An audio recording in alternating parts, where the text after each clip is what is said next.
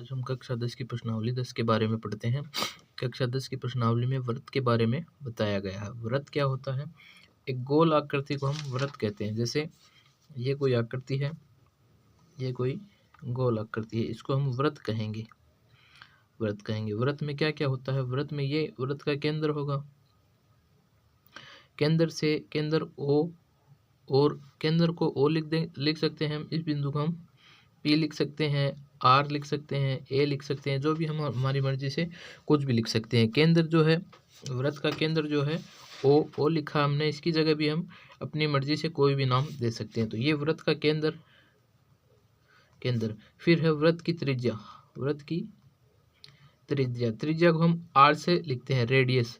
त्रिज्या का मतलब RADIUS, रेडियस को हम त्रिज्या से लिखते हैं। फिर रेडियस ये है व्रत की त्रिज्या। ये जो दूरी है ये होगी व्रत की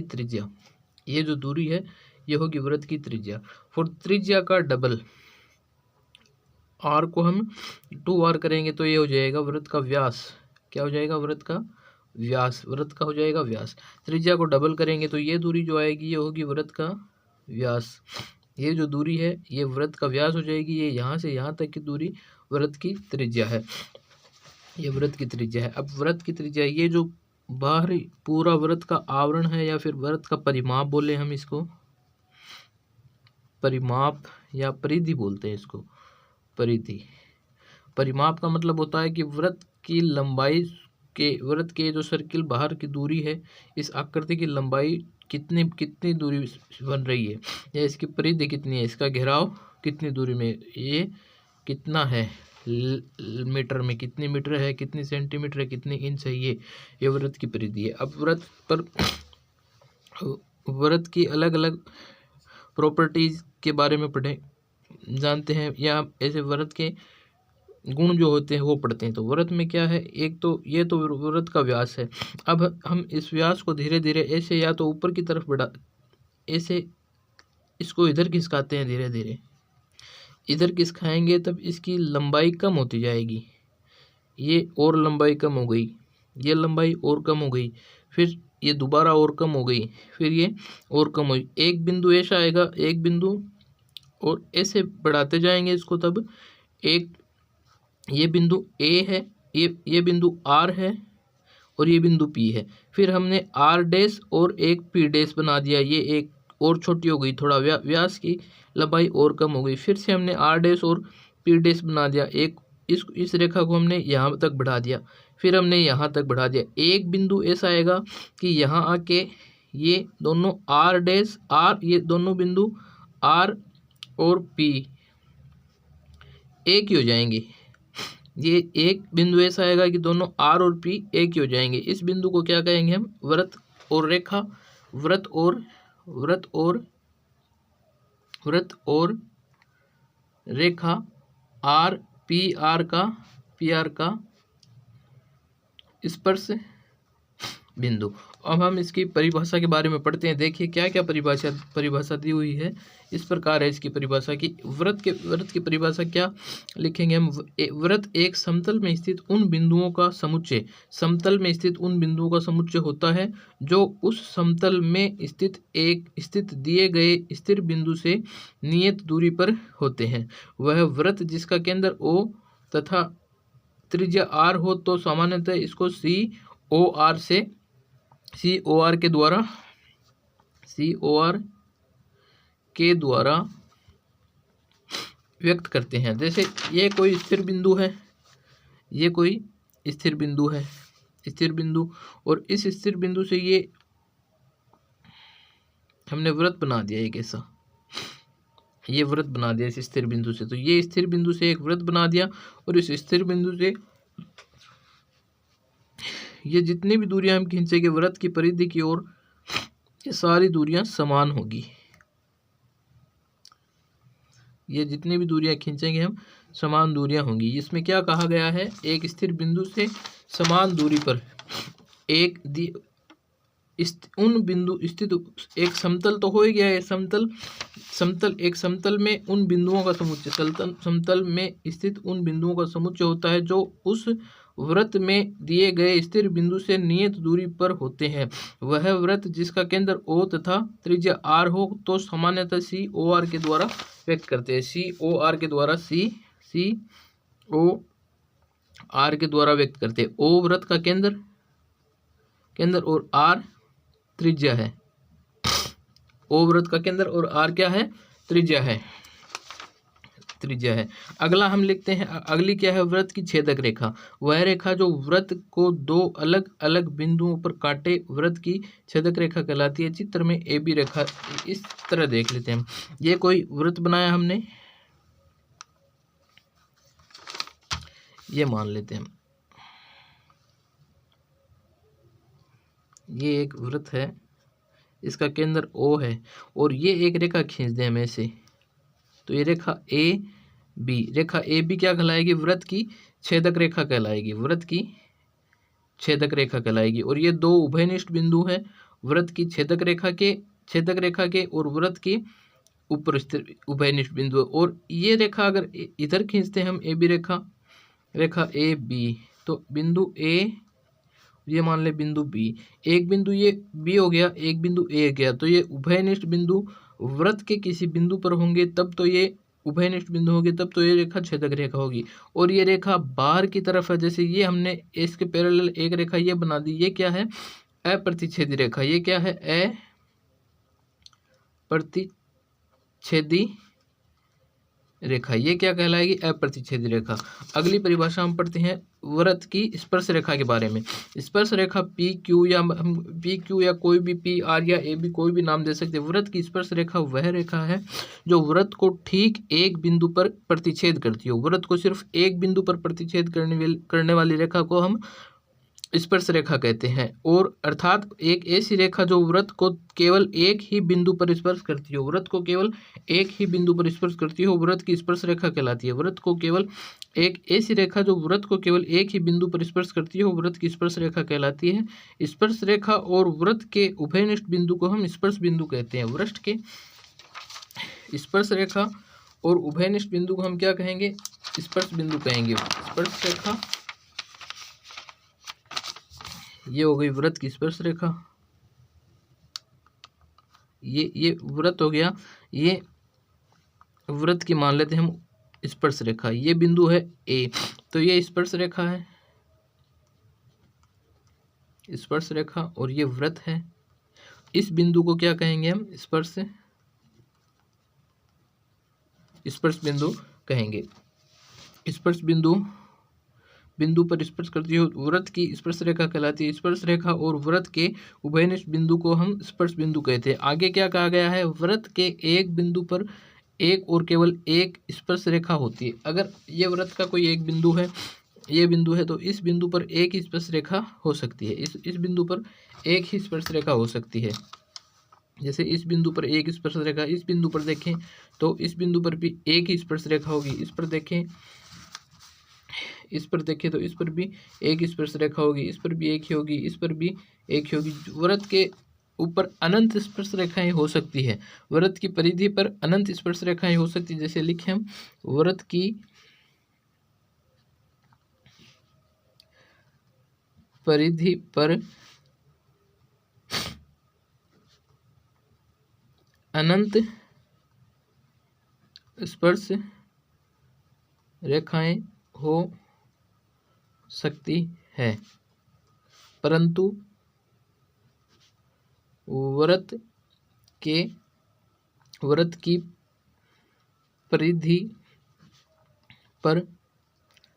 केवल एक बिंदु पर केवल एक स्पर्श रेखा हो सकती है।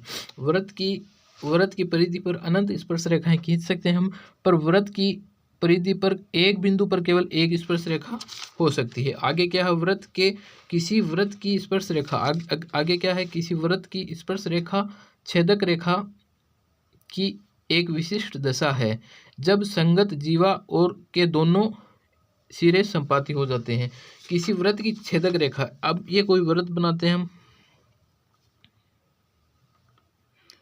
ये हमने कोई वृत्त बना लिया, ये वृत्त है, ये वृत्त का केंद्र है, ये एक रेखा बना दी, ये रेखा छेदक रेखा, इस रेखा को हमने ए बी नाम दे दिया, और ये बिंदु ए है, ये बिंदु ए है और ये बी है। अब हम छेदक रेखा को धीरे धीरे इस तरफ बढ़ाएंगे, इस तरफ इसको बढ़ाएंगे, तब तो ये इसकी लंबाई बढ़ती जाएगी। एक केंद्र से जब गुजरेगी ये छेदक रेखा तब इसकी लंबाई अधिकतम हो जाएगी, तब तो इसकी लंबाई अधिकतम हो जाएगी। और इस छेदक रेखा को इस तरफ बढ़ाएंगे हम धीरे धीरे, तो इसकी लंबाई कम होती होती, अभी हमने पढ़ा था, कम होती होती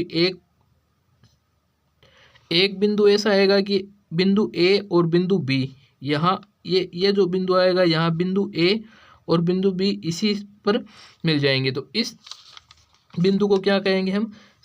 स्पर्श बिंदु कहेंगे। वृत्त की, किसी वृत्त की स्पर्श रेखा छेदक रेखा की एक विशिष्ट दशा है जब संगत जीवा, ये जो जीवा है ये संगत जीवा है, जब संगत जीवा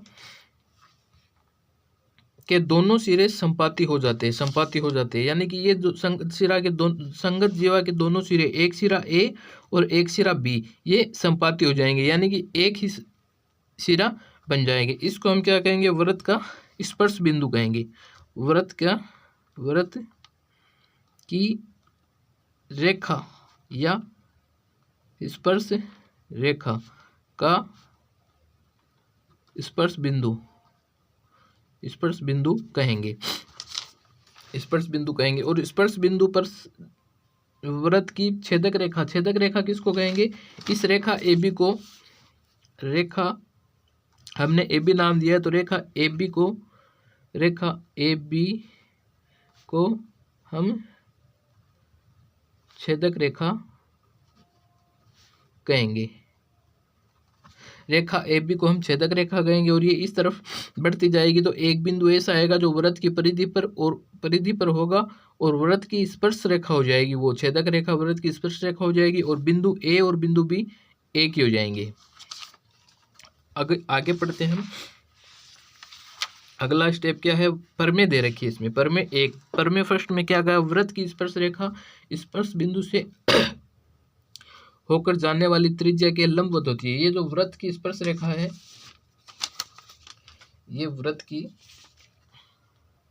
प्रमेय क्या है? प्रमेय है वृत्त की स्पर्श रेखा। पहले वृत्त बनाते हैं हम एक, ये हो गया वृत्त, ये कोई वृत्त की स्पर्श रेखा है, ये वृत्त की स्पर्श रेखा हो गई। वृत्त बना लिया और वृत्त की स्पर्श रेखा खींच दी हमने, वृत्त की स्पर्श रेखा, ये केंद्र है, वृत्त का केंद्र O है, ठीक है। वृत्त की स्पर्श रेखा खींच दी। अब ये क्या कह रहा है? वृत्त की स्पर्श रेखा स्पर्श बिंदु से होकर जाने वाली त्रिज्या, ये जो वृत्त की स्पर्श रेखा है, ये बिंदु जो भी है, ये बिंदु स्पर्श बिंदु A है। तो स्पर्श बिंदु से जो रेखा जाएगी, जो त्रिज्या जाएगी, स्पर्श बिंदु से जो भी त्रिज्या गुजरेगी,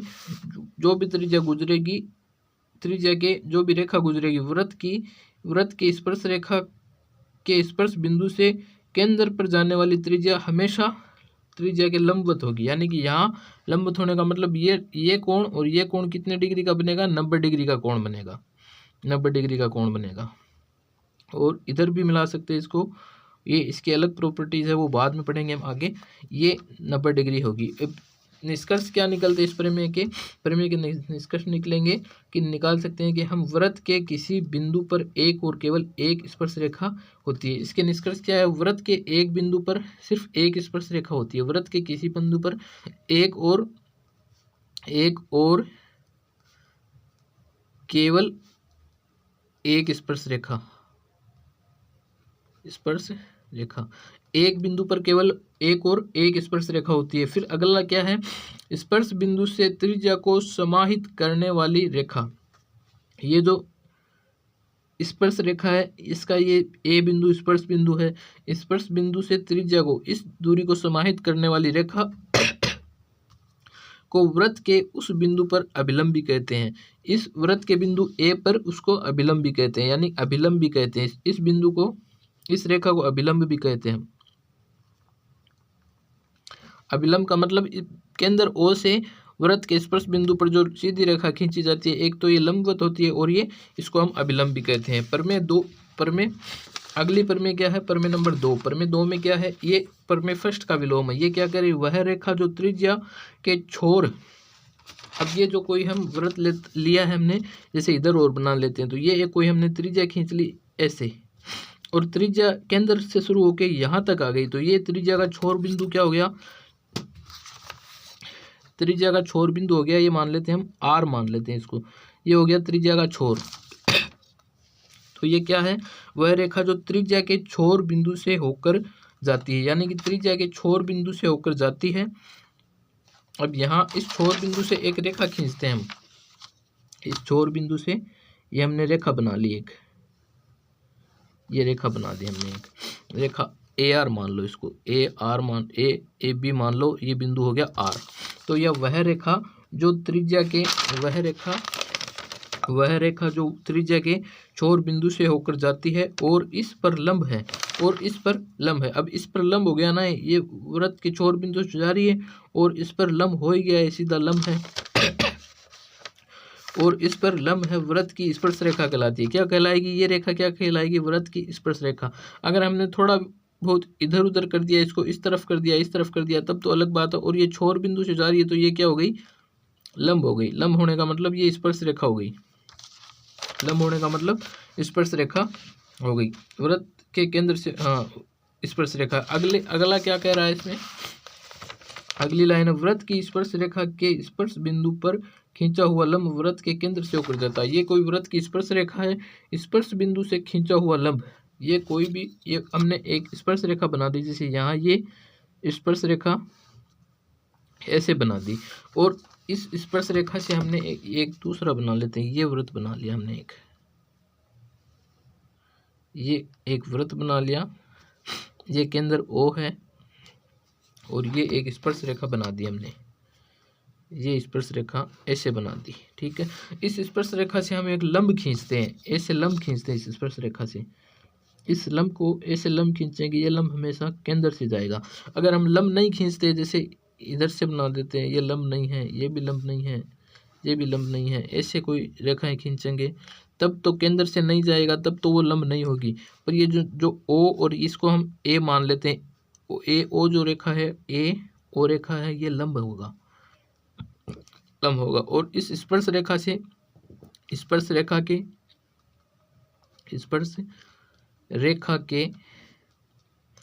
स्पर्श बिंदु से जो भी लंब खींचेंगे, जो स्पर्श बिंदु से जो भी लंब खींचेंगे वह हमेशा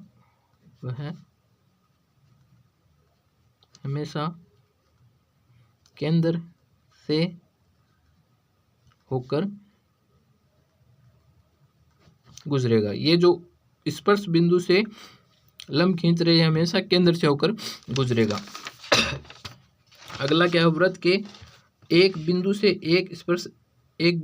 एक वृत्त पर स्पर्श रेखाओं की संख्या। अब जो वृत्त के, ये जो कोई वृत्त बना लिया हमने, ये वृत्त बना लिया।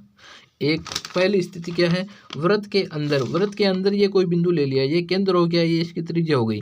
वृत्त के अंदर हमने ये कोई बिंदु ले लिया, इस बिंदु से कोई भी स्पर्श रेखा नहीं बनती, इस बिंदु से वृत्त की परिधि पर कोई भी स्पर्श रेखा नहीं बनती। तो क्या कहा गया, वृत्त के अंदर स्थित किसी बिंदु से, क्या कह रहे हैं इसमें, वृत्त के अंदर स्थित किसी बिंदु से जाने वाली वृत्त पर कोई भी स्पर्श रेखा नहीं होती। वृत्त के अंदर स्थित किसी बिंदु से जाने वाली वृत्त पर कोई भी स्पर्श रेखा नहीं होती, जाने वाली वृत्त पर कोई भी स्पर्श रेखा नहीं होती, यानी कि इस बिंदु से हम किसी भी तरह की स्पर्श रेखा नहीं खींच सकते। इस बिंदु को उभयनिष्ठ बिंदु मानकर हम कितने भी रेखाएं बना ले, वो वृत्त की स्पर्श रेखाएं नहीं होंगी। हालांकि वृत्त की प्रतिच्छेदी रेखाएं जरूर हो सकती है, प्रतिच्छेदी रेखाएं या प्रतिच्छेदी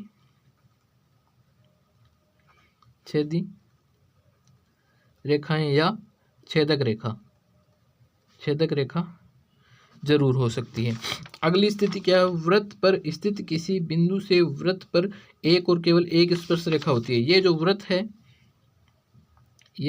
है इसके ऊपर वृत्त की परिधि पर स्थित किसी बिंदु पर केवल एक स्पर्श रेखा खींची जा सकती है। अगली लाइन क्या कह रखा है, वृत्त के बाहर स्थित किसी बिंदु से जाने वाले वृत्त पर, वृत्त के बाहर जैसे ऐसे लिखे हम, ये कोई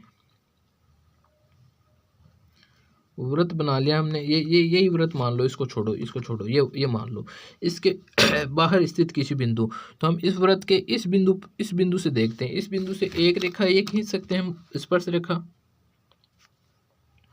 एक ये हो गई और एक हो गई ये।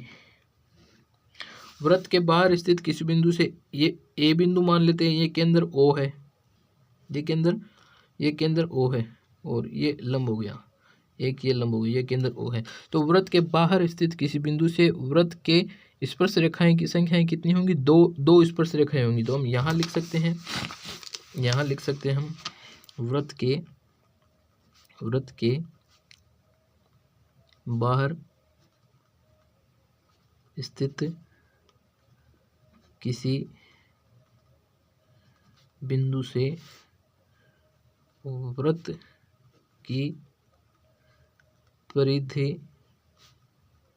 पर दो स्पर्श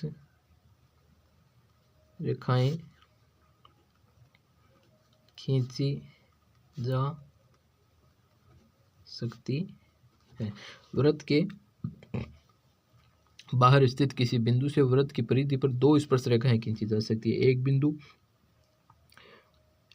ए मान लेते हैं, एक बिंदु स्मॉल बी मान लेते हैं, एक स्मॉल ए एक स्मॉल बी, यानी कि ए से दो स्पर्श रेखाएं खींची जा सकती है। ठीक है, अगला पढ़ते हैं हम प्रमेय नंबर 3। प्रमेय 3 में क्या कहा गया? व्रत। प्रमेय 3 में क्या है? प्रमेय 3 में है किसी बाह्य बिंदु से व्रत पर खींचे गए दो स्पर्श रेखा खंडों की लंबाइयां बराबर होती है। इसके निम्न निष्कर्ष है। ये जो दो स्पर्श रेखाखंड है, एक रेखाखंड ए है, ए है, और एक रेखाखंड ए बी है, इन दोनों की लंबाइयां ए बराबर होगी ए बी के, इनकी लंबाइयां हमेशा क्या होगी? बराबर होगी। और केंद्र पर जो भी कोण अंतरित, आगे क्या कह रहा है? केंद्र पर ये कोण अंतरित करती है, ये रेखाएं, कोण 1 और कोण 2, कोण 1 बराबर होगा कोण 2 के, और एक केंद्र पर ये, और व्रत के बिंदु पर भी दो कोण अंतरित करती है, ये कोण 3 मान लेते हैं, ये कोण 4 मान लेते हैं, तो कोण 4 बराबर होगी कोण 3 के। तो आगे क्या कहा गया इसमें कि किसी बाह्य बिंदु से व्रत पर खींचे गए दो स्पर्श रेखाखंडों की लंबाइयां बराबर होती है। इसके निम्न निष्कर्ष है। निष्कर्ष क्या है? एक बाह्य बिंदु से व्रत पर खींची गई दो स्पर्श रेखाएं बिंदु को व्रत के केंद्र से मिलाने वाली रेखा के साथ तुल्य कोण बनाते हैं। केंद्र से मिलाने वाली जो ये रेखा है, ये जो केंद्र से मिलाने वाली रेखा है, इस बिंदु से केंद्र को मिलाने वाली रेखा, इस बिंदु से केंद्र को मिलाने वाली रेखा के साथ ये जो कोण बनेगा, ये तुल्य कोण बनेगा, ये जो कोण बनेगा ये तुल्य कोण बनेगा। इसके साथ ये क्या कर रहा है? अगले तुल्य कोण बनेगा। सेकंड में क्या है? एक बाह्य बिंदु से किसी वृत्त पर खींचे गए स्पर्श रेखाखंड के केंद्र पर तुल्य कोण बनेगा, यानी केंद्र पर भी तुल्य कोण बनेगा और इस बिंदु पर भी, बाह्य बिंदु से, हाँ, और ये बाह्य बिंदु पर भी तुल्य कोण बनेगा और केंद्र पर भी तुल्य कोण बनेगा। तो ये था कक्षा 10 की प्रश्नावली 10, जिसमें क्या है? व्रत के बारे में बताया हुआ है। इस व्रत के हमने आज परिचय पढ़ा है। अगली कक्षा में हम इस प्रश्नावली 10.1, प्रश्नावली 10.1 और प्रश्नावली 10.2 के बारे में पढ़ेंगे। आप हमारी वीडियो को लाइक करें, शेयर करें और चैनल को सब्सक्राइब भी जरूर करें। Thank you.